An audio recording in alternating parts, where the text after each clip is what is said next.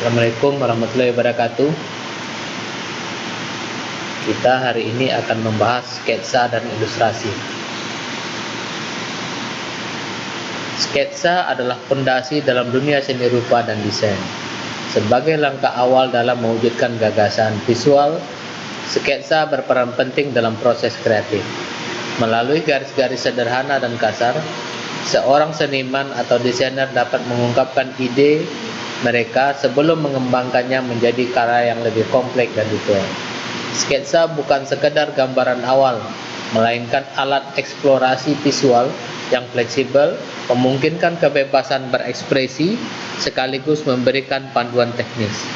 Dalam konteks sejarah seni, sketsa telah menjadi medium yang signifikan sejak zaman Renaissance, di mana para maestro seperti Leonardo da Vinci dan Michelangelo menggunakan sketsa sebagai alat untuk mempelajari anatomi manusia dan menciptakan karya-karya besar mereka. Pengertian sketsa. Sketsa adalah gambar sederhana yang biasanya dibuat dengan cepat untuk menangkap ide atau bentuk dasar dari sebuah objek atau konsep. Sketsa biasanya belum menunjukkan detail yang rinci, melainkan memberikan kerangka atau struktur awal dari sesuatu yang lebih kompleks. Meskipun umumnya menggunakan media tradisional seperti pensil, pena, atau arang, sketsa juga dapat dibuat menggunakan alat digital di era modern ini.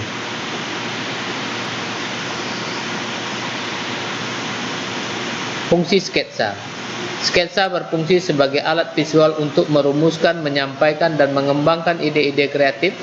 Sketsa seringkali menjadi langkah awal sebelum menghasilkan karya akhir yang lebih terstruktur, baik dalam bentuk lukisan, desain produk, ilustrasi, arsitektur, maupun media visual lainnya. Kecepatan dan spontanitas dalam membuat sketsa memungkinkan seniman dan desainer untuk bereksperimen dengan berbagai ide secara bebas tanpa rasa takut akan kesalahan. Sketsa adalah proses yang bersifat eksperimental, di mana gagasan dapat ditangkap dalam bentuk visual tanpa memerlukan komitmen pada detail atau penyelesaian akhir. Peran penting sketsa dalam proses kreatif. Pertama, mengungkapkan ide secara visual. Sketsa memungkinkan seorang kreator untuk memvisualisasikan gagasan yang ada dalam pikirannya. Daripada menyimpannya dalam pikiran, gagasan-gagasan tersebut dituangkan ke atas kertas atau layar dalam bentuk sketsa kasar, sehingga lebih mudah untuk dianalisis, dikembangkan, atau diperbaiki. Kedua, sebagai alat eksplorasi dan eksperimen. Sketsa memberi ruang untuk bereksperimen dengan berbagai komposisi, bentuk, perspektif, dan ide desain. Dalam proses ini, seorang kreator dapat membuat beberapa versi dari satu konsep yang sama untuk melihat pendekatan mana yang paling berhasil. Ketiga, membantu menyelesaikan masalah visual. Dalam desain, baik itu desain produk, grafis, atau arsitektur, sketsa sering digunakan untuk menyelesaikan masalah visual. Misalnya, ketika seorang desainer menghadapi tantangan untuk menemukan solusi struktural atau komposisi, sketsa dapat membantu mengeksplorasi berbagai kemungkinan dengan cepat. Proses ini membantu mereka menemukan solusi yang optimal sebelum melanjutkan ke tahap produksi yang lebih rinci. Yang keempat, membangun dasar untuk karya akhir. Dalam seni dan desain, sketsa seringkali menjadi fondasi bagi karya yang lebih besar dan kompleks. Misalnya, seorang pelukis mungkin membuat beberapa sketsa awal untuk menentukan komposisi yang tepat sebelum melukisnya di kanvas. Dalam arsitektur, sketsa awal digunakan untuk merancang bangunan sebelum dipindahkan ke tahap teknis yang lebih presisi. Kelima, menyampaikan ide ke pihak lain. Sketsa juga berfungsi sebagai alat komunikasi visual dalam tim kreatif atau ketika bekerja dengan klien. Sketsa dapat membantu menyampaikan ide dengan cara yang lebih jelas dibandingkan hanya deskripsi verbal. Sketsa membantu orang lain memahami visi kreatif seseorang dan memberikan masukan atau persetujuan sebelum pekerjaan lebih lanjut dilakukan. Yang keenam, membangun keterampilan menggambar dan pengamatan. Bagi seniman, sketsa bukan hanya alat bantu untuk proyek tertentu, tetapi juga sebagai latihan untuk mengasah keterampilan menggambar dan kemampuan pengamatan. Dengan terus membuat sketsa, seniman dapat meningkatkan kepekaan mereka terhadap detail visual, proporsi, dan perspektif yang sangat penting dalam menciptakan karya seni yang lebih matang.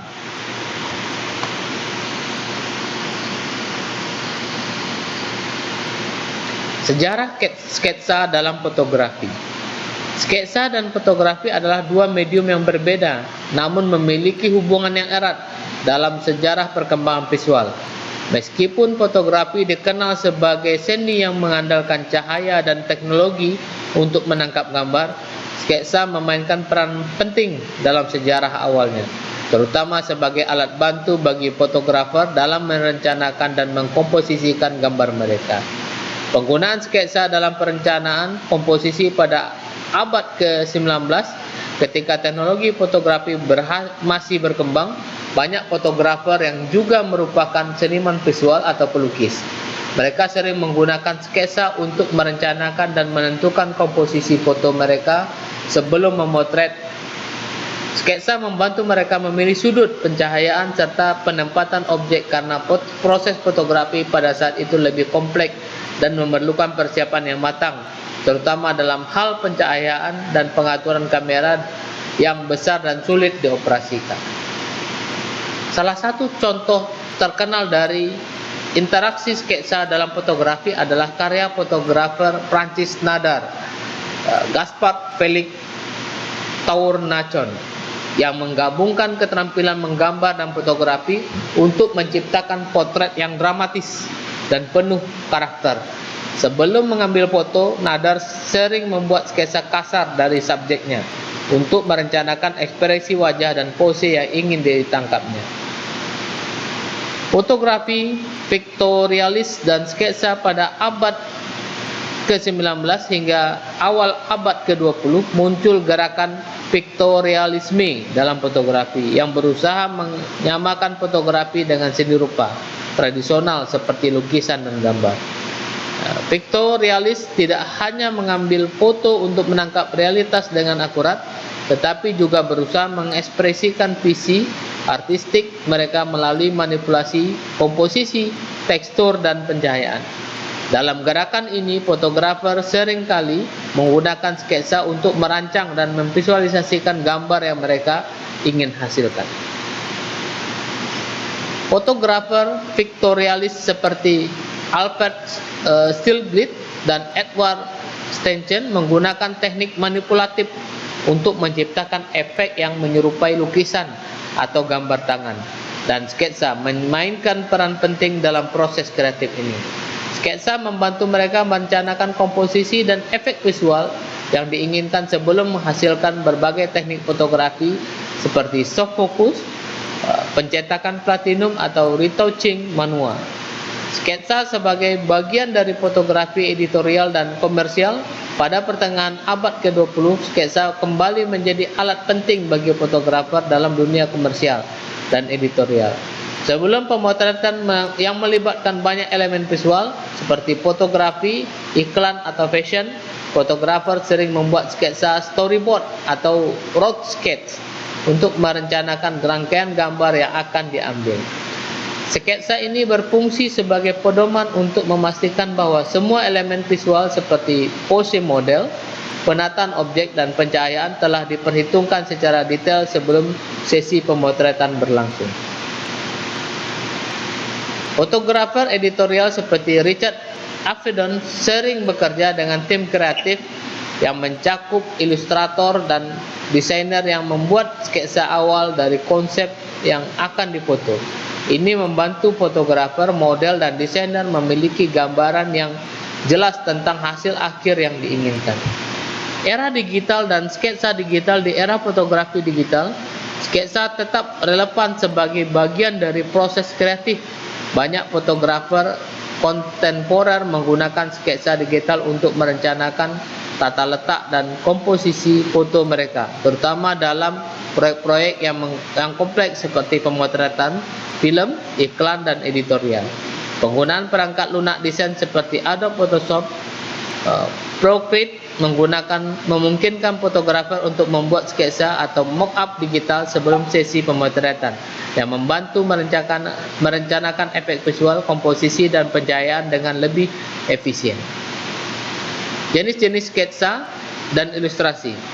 Ada sketsa bebas, freehand sketch. Sketsa bebas adalah jenis sketsa yang dilakukan secara spontan dan cepat, tanpa aturan presisi atau alat bantu sebagai penggaris atau template. Ini adalah bentuk paling dasar dari sketsa, di mana seniman atau desainer menciptakan gambar langsung dari ide atau pengamatan, seringkali sebagai cara untuk menangkap momen atau konsep dengan tepat. Sketsa teknis atau technical sketch. Sketsa teknis atau sketsa yang lebih terstruktur dan presisi biasanya digunakan dalam bidang seperti arsitektur, desain produk, dan teknik. Jenis sketsa ini membutuhkan perhitungan yang lebih teliti dan seringkali melibatkan penggunaan alat bantu seperti penggaris, jangka, perangkat lunak desain untuk memastikan akurasi. Yang ketiga, sketsa konsep, konsep sketch.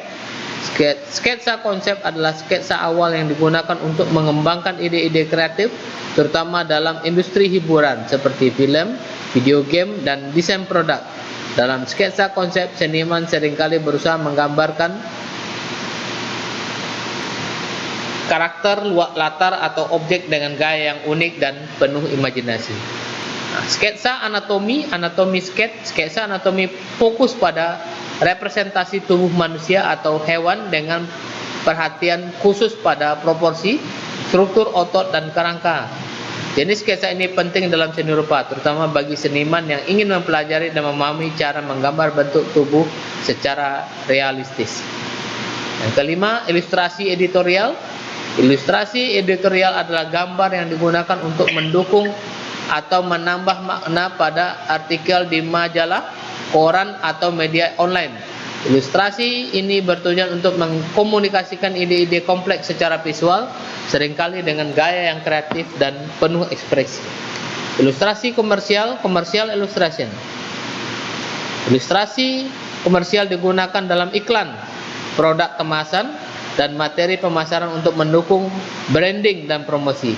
Jenis ilustrasi ini dirancang untuk menarik perhatian audiens target dengan cara yang mudah diingat, biasanya dengan gaya yang bersifat menarik dan komunikatif. Yang ketujuh, sketsa fashion. Sketsa fashion adalah representasi visual dari desain pakaian atau aksesoris yang digunakan oleh desainer untuk menggambarkan ide mereka sebelum diproduksi. Sketsa fashion seringkali fokus pada pose model yang elegan dan gaya berpakaian yang ilustrasikan dengan proporsi yang menonjolkan keanggunan busana. Itulah materi kita hari ini. Lebih dan kurangnya mohon maaf. Billahi taufiq wal hidayah. Assalamualaikum warahmatullahi wabarakatuh.